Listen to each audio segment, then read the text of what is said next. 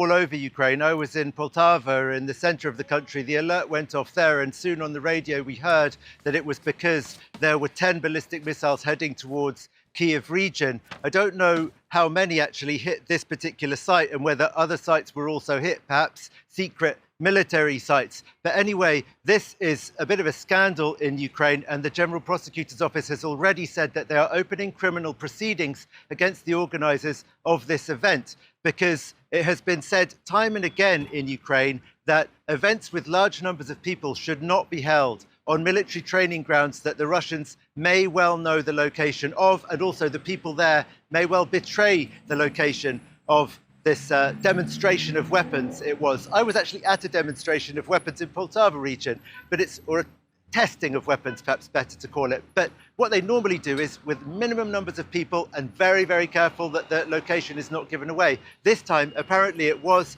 and it led to tragedy. And so I think there's some anger against the organizers. The main association of Ukrainian arms manufacturers has said it knew about the event but was not the organizer. So it's not yet clear against whom exactly the criminal proceedings are going to be carried out. Now, Gulliver, Ukraine, though, still hitting back, targeting Russia. They went after Russia's e-tailer, Wildberries. So why is Kyiv striking its warehouses? So this has been going on for about a week now. They've struck a number of these different warehouses of wild berries.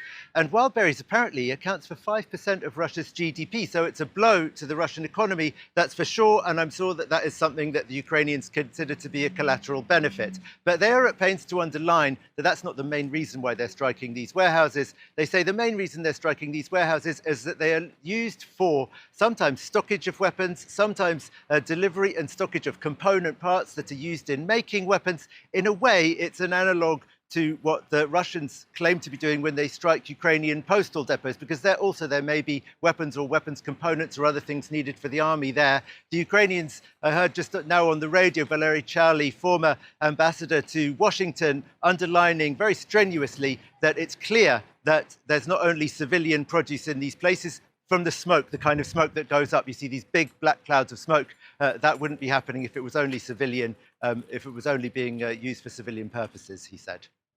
Gulliver, thank you so much for keeping us updated. That's our correspondent, Gulliver Cragg, there in Ukraine.